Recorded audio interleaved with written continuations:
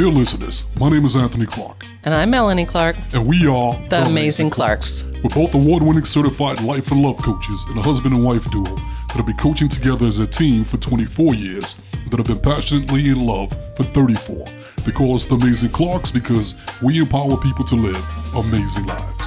And we're here to help you get from where you are to where you want to be in love and life.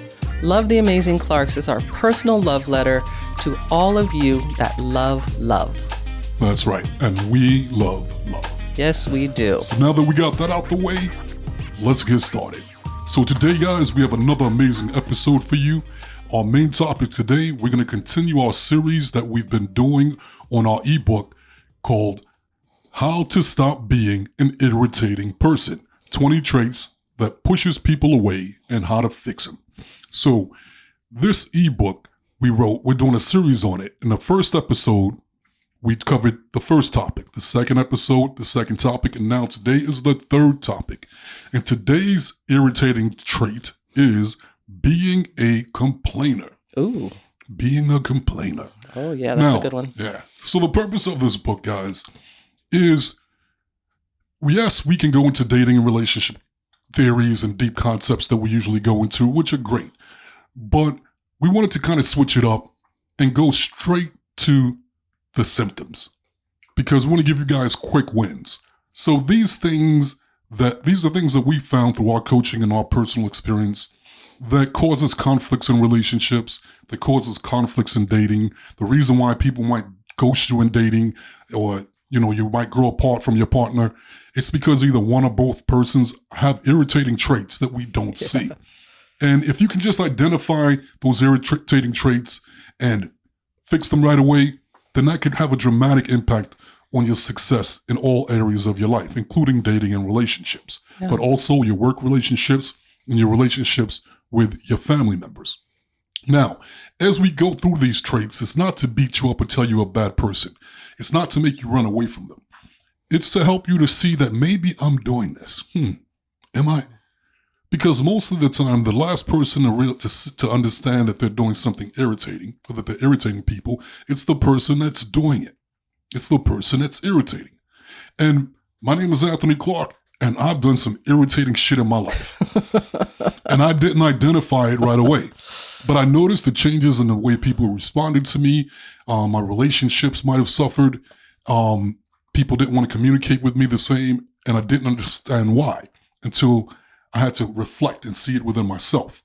But that could take a while and cause a lot of damage along the way. So with this ebook, which will be available on Amazon.com, and you can get it through our website, theamazingclarks.com, this ebook was designed to help you to see these things on your own so that you can fix them and have better outcomes in your life. And so it's really from the heart when we created this book. But before we jump to the main topic, we're going to cover our listener letters. And then we'll get right back to the main topic. So this segment is where you guys can send in your questions about dating and relationships, and we're going to answer them on the podcast. So, babe, what's today's listener letter? So today's listener letter comes from Colton, California. And it says, I've been with my boyfriend for 2 years. I think we're pretty serious and need to move to the next step of our relationship, living together. I told him that I think it's time we share a place, and he said he wasn't ready. What's there not to be ready after 2 years? What should I do? Is this a red flag? What saith you, my love? Good question. That is a good question. This is something that many people are going through, so it's a very relevant question. Yeah. So now, is this a red flag? It could be, but then again, maybe not. So here's my perspective on it. Everybody's different. And committing to marriage and committing to being with someone for the rest of your life. Living together, is a big commitment. Yeah. And everybody has their own pace of when they feel comfortable or not. And it's hard to judge because 1 year for one person might be a long time. But to another person, it's a short amount of time. So there's no specific guideline. To me, I would look at first and foremost, is the relationship progressing in other ways? Instead of measuring it just by, are we living together or not? Yeah.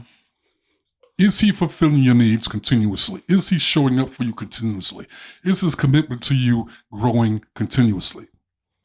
And if the answer is yes, then I'd say be patient. Give it time.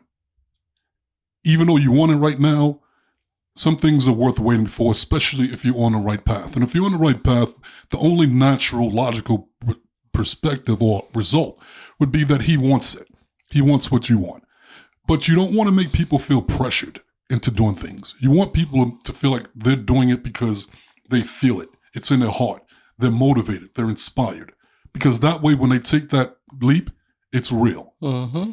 As opposed to pushing them. And then later on, when things start getting a little shaky, because all relationships have challenges, he may feel like, damn it, I shouldn't have listened to you. Yeah. It's your fault we're in this situation. And so lay back. Let it happen. Now, on the same token, if you feel like you guys have been growing apart, if you feel like he's not showing up, if you feel like he's not giving you what you want and moving away from what you want, and not just living arrangements, but in other areas, then that could be a warning sign. Yeah. So like I said, which direction is it going? Is it going north or is it going south? Let that be the determining factor. Yeah. I like that. What sayeth you, Melanie Clark? I like that. You know, I like to filter situations like this through this idea. I always want what's best for everyone involved, including myself. Mm-hmm.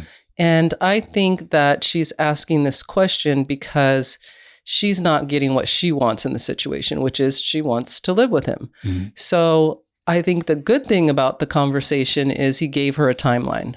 Mm-hmm. So now it's up to you to decide, can I live another 2 years apart? Am I ready to be living with someone? Maybe she's, she wants to get married. She wants to have children. Her biological clock is ticking. And if this doesn't work for you, it's okay to say, this does not work for me. This is not what's best for me. So I'm going to keep it moving and I want to meet someone who has a shorter timeline. Or she can say, I'm willing to wait an additional 2 years. And if you're not ready in 2 years, then I have to move forward. Mm-hmm. I think it's really important that we don't box ourselves into situations that are not making us happy and blame the other person, because then we tend to start complaining. We start to become negative. We start to become unhappy, and we're trying to change the other person instead of listening to our own internal guidance, which is telling us we want something and this person is not available. That's why the question, is it a red flag? Only you know, honey, if it's a red flag for you. If you're ready to go and he's not ready to go, you have to make a decision for yourself. And if it's not best for him and it's not best for you, it's okay to make a move and to make a change. But you don't want to force someone to do something they don't want to do. That generally goes bad. So make the decision for yourself. What do you want? What do you need? And are you willing to wait the 2 years? If not, then make some new arrangements for yourself and let it go. Excellent perspective. Thank you. Melanie Clark. Thank you. Here's another option. Book a coaching session with Amazing Clarks. You and him, get your butts on the phone, get your butts on Zoom, come visit us, whatever you got to do, and we can give you give you an answer with more clarity. Ooh, I want to just add this. I would ask some deeper questions too. Is there something that I'm doing that's irritating you, that's holding you back from wanting to live with me? Maybe there's something happening in the relationship that is blocking him, but he doesn't know how to have a conversation about it. This actually happened with a coaching client that had kind of jumped into like, yeah, we could live together. But then as dating went on and they were looking for a place, this person realized like this girl is negative a lot and she complains a lot and she has a lot of problems. And he started thinking like, I don't want to live with this. I can manage it in dating, but I can't see myself dealing with this every day 24/7. And our advice to him was to have a conversation about it. She maybe wasn't aware that she was doing it. Right. And they had that conversation, and she worked on herself and calmed it down. And then she told him some things about himself too that he was doing, and they got clarity. They still didn't move in together, Right. but they both were in agreement that they needed more time. So I would just add to that, maybe some more clarifying questions, asking specifically what it is. Because when we just hear general answers, the tendency is to think, you just don't want me. Yeah. You're not interested. Yeah. You playing in my face. You wasting my time. Like all of that's going to come up. So go a little bit deeper, and coaching helps with that. So that's what made me think of that. Actually, that's what that couple did. Mm-hmm. They called the Amazing Clarks. Yes, they did. And we cracked them open. And we got them to be honest. Yeah. And they got resolution. Mm-hmm. Yeah, that's right. And they both got what they wanted. Yes. Good question. You know what? I wish you the best of luck. Me too. That's right. So once again, guys, if you have any questions that you want us to answer on the podcast, then send them in and we got your back. Yes. So what Melanie did earlier, what's called a transition. It's called a setup. And you notice she used the word irritating? Wonder why that is. Because we get ready to go to the main topic. How to stop being an irritating person. 20 traits that pushes people away and how to fix them. So, what's today's trait? Today's trait is being a complainer. Yes. Being a complainer. Once again, guys, you guys can get this ebook on Amazon.com or go through theamazingclarks.com. So, being a complainer. Now, if you're a person that complains, everybody complains sometimes. That's nothing wrong with complaining. Yeah. That's a part of life. That's a part of being human, complaining. But then there's some people that take complaining to a whole new level. And when they do that, it has a negative effect on their dating life and on their relationships and marriages, the relationships with their children, social workers, across the board. But in many cases, they don't realize that they're doing it. They complain about everything, not just one thing. That's their consistent personality. Mm-hmm. And when you do that, you're going to push people away. And most people won't tell you that you're doing it. Most people will just move away from you and talk shit behind your back. Ooh. But they won't tell you. And so how are you going to change it? You think it's normal. If you don't know better, how are you going to do better? And that's why we wrote this ebook, because we care about you guys. Yes, once again, we can go into deep concepts and help you, and that's great. But if you can't handle the superficial stuff, you're never going to be able to go deeper. Yeah. So that's why we're presenting this stuff to you, in order to help you to see yourself, if that's you. It may not be you. You may not be the complainer. But odds are, I guarantee you, you have somebody in your life that's a complainer. And so maybe this isn't for you. Maybe this is a message that you can share with them, or to give you a better understanding of why they do what they do, so you can have more compassion. So complaining is, being a constant complainer, once again, is like complaining about everything. Complain about the weather, complain about your children, complain about the food, complain about this, complain about that. Traffic. The traffic, yeah. And it gets old. But so now I'm going to have you give me an example of someone, or of experience you've had with complainers. Are you a complainer? Have you been? What are you trying to say, Anthony? Are you putting me on the spot? Are you trying to tell me, do I need to read the book? No, I'm just kidding. I read the book. Look, a squirrel. I will give you an example of complaining. I was a complainer. I still complain, but I tend to complain about things that I want to change and go towards solutions. So again, I agree with you. There's nothing wrong with complaining if you're trying to figure something out. But what we're talking about here is someone who, whenever you talk to them, they're always complaining. And if you give them solutions, they bat the solutions away and go right to the next complaint, right? So I have experienced this. And because I'm a coach, I've experienced it with clients. Mm-hmm. I've experienced especially with clients who are dating. Right. Dating clients a lot of times get fixated on what they don't like in another person. So I recently was coaching a young lady, and she had been telling me for a long time she wanted a particular situation to happen. Mm-hmm. And once it happened, she started complaining. and she complained about the looks of the guy. And it was things like, he's too thin. Girl, give him a sandwich. It's okay. Like things that can be easily solved. And I think that was my advice. Like you keep dating, you're going to fatten him up. Everybody gains weight. Everybody gains weight when you're dating, when you boo up, right? Like you go eat all the time. Well, then, I can't tell how much money he has. Well, you don't need to know how much money he has yet because you're in dating. It's discovery that will be revealed. And every solution that I gave her, it went right to the next complaint. Right. And the thing about that is I have to manage myself in that because then it makes me want to complain about her. She's not getting it. She's not taking in the information. And so I have to manage myself around that and just keep giving solutions. But what I noticed was it made me feel like I don't want to give more solutions. This is just a complaining call. And you're wasting your coaching session. You're wasting your money. You're wasting your time doing these coaching sessions if they're just about complaining and we're not creating strategies together to move you forward and help you attract what you want to attract in dating. So yes, I have experienced people who are complaining. Right. Yes, we have. Many. Which is fine. Like it's part of what we do. That's actually one of the reasons why I left my first marriage. Oh. Because my ex-wife constantly complained. No matter what I did, she complained.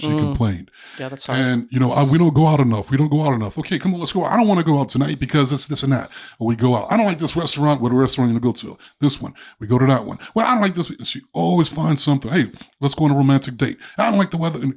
And after a while, you're just like, screw it. I give up. Yeah. I give up. Yeah.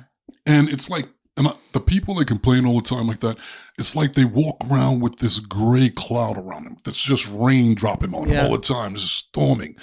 And they want me to be under that cloud with them. I can't do that. If you want that, that's on you. But I don't want that. Yeah. And I have many people in my life, in my family. For example, I'm not going to put anybody on blast. Oh. But you know who you are. And they just constantly complain.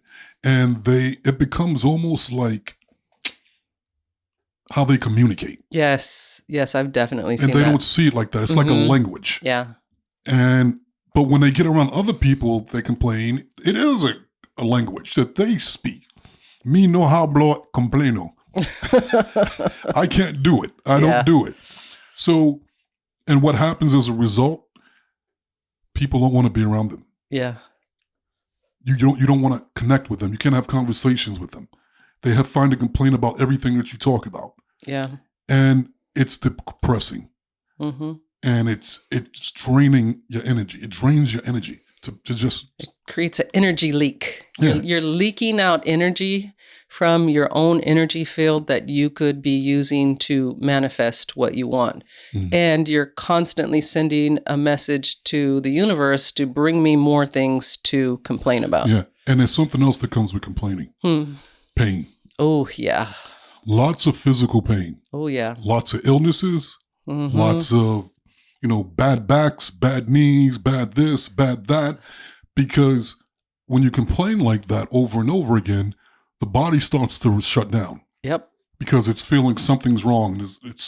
And that's how that leads off into disease, dis-ease. If you notice, a lot of complainers, that is what they're complaining about. They're complaining about their physical health.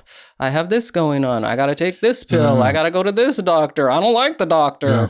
And so it's like it's a feedback loop, right? You complain about this, you attract it, you get more complaints, and you're right. It does affect physical body. Yeah, exactly. Interesting. Yeah. So what happens if you're doing this? What does it mean? Why do you do it? Well, what I've found is that one of the reasons people complain all the time is because they don't have solutions. They're not looking for solutions. Yeah.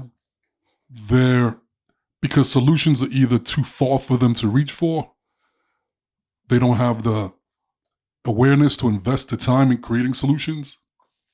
And it's much easier to just complain about things. So they're getting a degree of relief, but it doesn't go anywhere. They get stuck in that energy. So once again, complaining is not a bad thing. It's part of life. I find myself complaining about things sometimes. I complain mostly about, if I do complain, because I'm the most easygoing EIP, just go with the flow guy. Yeah, you are. Me. But I'll complain about things like societal issues, injustices. Mm-hmm. But I don't complain like, let me just complain. I complain like, point out, this is a problem. This is a problem.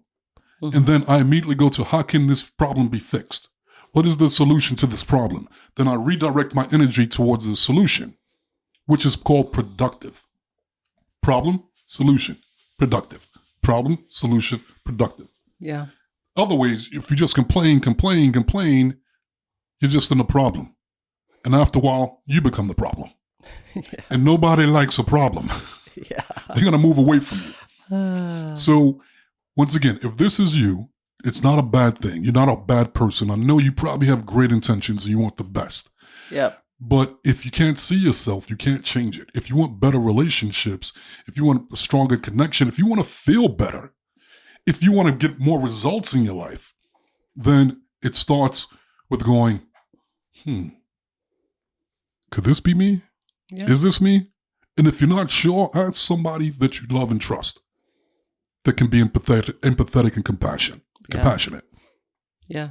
You know, I noticed when people are complaining, they actually can't hear solutions. You know, you'll be giving them a solution and then they'll go right back to the problem. They literally cannot hear. That's way more. So again, goes back to awareness. Notice what you're looping on over and over again. And I just admitted I complain too. I am looking for solutions in my complaints. When I'm complaining, I will ask, like you, Anthony, the follow-up, what is the solution to this? And I have made it a practice of mine to not even discuss. And sometimes this can make me feel like I seem like I don't care. I do care. I just don't discuss topics that I have no control over. Mm-hmm. If I can't do anything about it, to me, there's no reason to discuss it because it's just a loop of complaining. And I already know there's no solution to this. I don't have any power here. I don't have any control. So why am I going to go over this over and over again? It's just going to upset my stomach. And I don't want to have an upset stomach. So I tend to just be like, I give it to the universe. I'm like, okay, the universe is going to take care of that. That's not my responsibility. I can't do anything about that. I agree. You know, I'm going to give them one more tip. Now, if you guys want to go more into depth as far as understanding this issue, if you want to learn how to change it, truly change it, if you want exercises, you want to understand the benefits, all of it, then make sure you get a copy of this ebook. Because I guarantee you, most people, you're going to see multiple things that maybe you didn't think about before. Multiple ways you may be irritating and sabotaging your relationships. And you don't want that. You deserve better. So this is an easy way to do it. Here's one more reason people do that. Is because they grew up around it. Yeah. And they think it's normal. But not everybody grew up like that. Mm-hmm. And so to them, it's not normal. Yeah. And once again, that's why it's going to cost you a lot of relationships. It's going to cost you a lot of opportunities, a lot of love that you can collect along your journey in life, a lot of friendships. Yeah. So it's worth looking at yourself. Don't be ashamed. I just want to add to that as well. A lot of times people are complaining. It's a subconscious sabotage. They are afraid to make a mistake.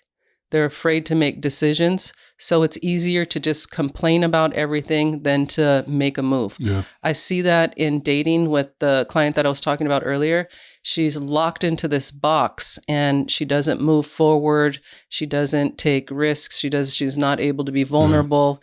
Yeah. And that's replaced with the complaining. If the complaints are there, then it's an excuse not to be vulnerable. It's an excuse not to take a risk and look at myself and take a chance. Yeah. And honestly, it's really sad because I love people. I want to see you move forward. And it's a way that you subconsciously box yourself in and sabotage your own results of getting what you want. Yeah. So I'll give a certain amount of effort with people that complain. But after I realize, like, this is futile. You just check out, Anthony. Yeah, I'm out. Then it's like that truck that's backing up. I'll be like, boop, boop, boop. Yeah, you too. And I will just back out of your life, back out of your way, and let you have what you want. But yeah. I wish it wasn't like that. And that was, once again, one of the inspirations why I wanted us to write this book. Yep. Was because I have people in my life that I truly love and care about, that I want a stronger connection with, and they want a stronger connection with me. Yeah. But I can't do it until they can see this. This is what keeps us apart. Yeah. Help me help you, please. And so I wrote it hoping that maybe they'll see it. Maybe they'll read it. And they may not, they can't hear it from me directly for whatever reasons, but on their own, if their spirit is ready and they're ready, they'll attract it, or they'll pick the book up, they'll read it. So that's my hope. So that's all we have to say about that. No more complaining about complaining. Yeah. Good point. So I want to thank all of you for hanging out with us today. We really love and appreciate you guys so much. That's right. Yes, we do. Love and appreciate you guys. And don't forget, if you guys want to pick up a copy of this ebook, you can get it at Amazon.com or theamazingclarks.com.